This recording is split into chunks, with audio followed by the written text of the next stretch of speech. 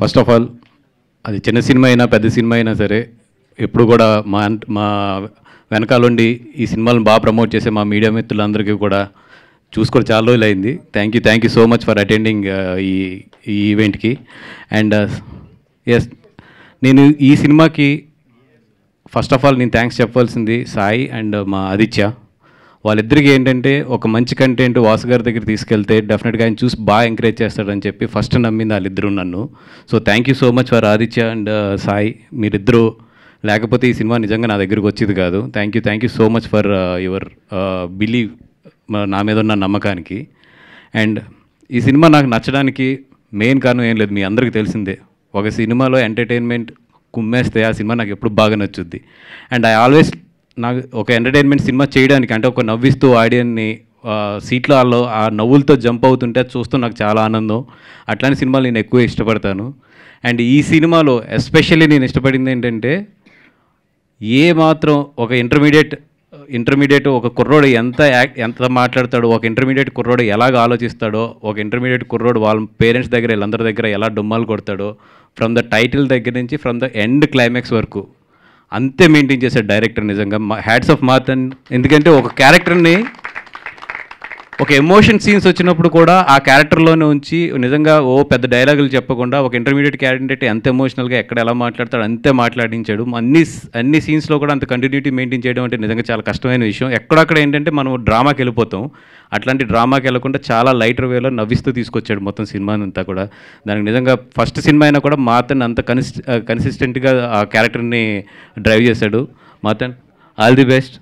ఇందాక ఆదిత్య అన్నట్టు ఏంటంటే, ఈ సినిమాలో మాటలు మన ఇంట్లో ఎలా మాట్లాడుకుంటాం అట్లాగే ఉంటాయి, కానీ నవ్విస్తూనే ఉంటాయి. అంత బాగా రాశాడు, అంత న్యాచురల్గా రాశాడు. అండ్ మొన్నే ఎవరో నన్ను అడుగుతూ ఈ జెన్ ఆల్ఫా గురించి మాట్లాడుతూ మీరే జనరేషన్ సార్ అంటే, నేను ఉల్ఫా జనరేషన్ సార్ అన్నాను. ఉల్ఫా జనరేషన్ అంటే ఏంటంటే, ఇంట్లో లంచ్ బాక్స్ పెట్టుకుని కాలేజ్కి వెళ్ళకుండా ఊరంతా తిరిగే వాళ్ళని జనరల్గా ఉల్ఫాస్ అంటారు. వాటికి ఏదైనా కాంపిటీషన్ పెడితే అప్పుడు నేను లీడర్గా వచ్చేవాడిని డెఫినెట్గా. అలాంటి ఉల్ఫా జనరేషన్ క్యారెక్టరే ఈ క్యారెక్టర్. ఈ ఉల్ఫా జనరేషన్ ఏంటంటే ప్రతి జనరేషన్లోనూ ఉంటుంది. దాన్ని ఎంత బాగా చేశాడంటే నాకు తెలియదు, నువ్వు ఉల్ఫా జనరేషనా మంచి స్టూడెంట్ ఏంటో తెలియదు, కానీ ఎంత బాగా చేశాడంటే తను చూస్తున్నంతసేపు మాత్రం నా ఫ్రెండ్స్ చాలామంది గుర్తొచ్చారు నాకు ఇంటర్మీడియట్లోని. ఎందుకంటే నాకు 10th 86%, first year intermediate 91%, second year intermediate 37%.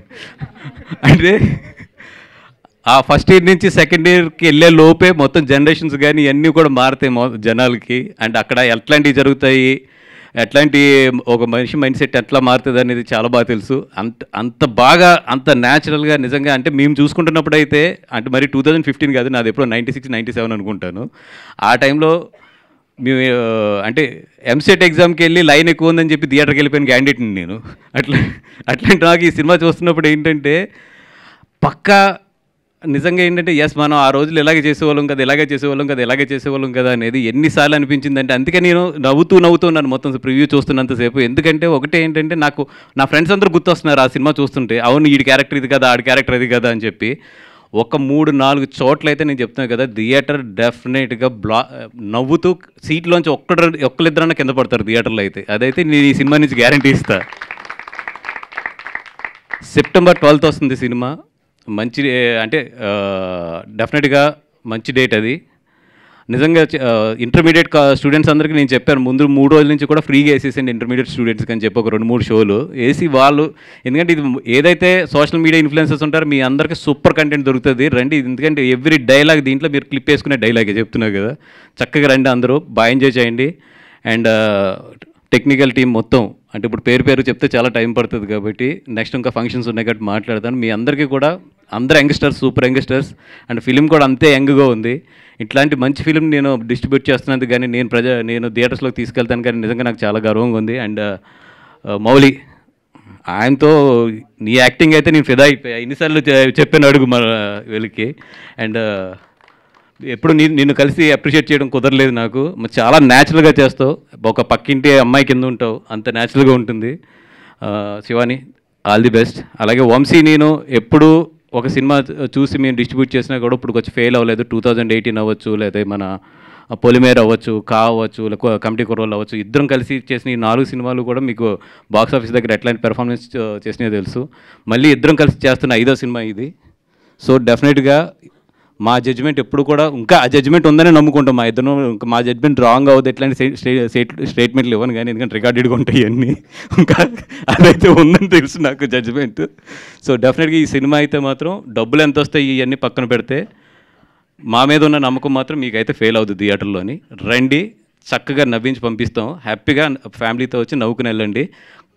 ఎంత నవ్విస్తామంటే మీ పొట్టలు పగిలిపోయేంత నవ్విస్తాం. పేరుకి ఇది లిటిల్ హార్ట్స్ అనే టైటిల్ అవ్వచ్చు, కానీ మీ పొట్టలు మాత్రం గట్టిగా గుద్దేసే హార్ట్స్ ఇవి. రండి థ్యాంక్ యూ సో మచ్.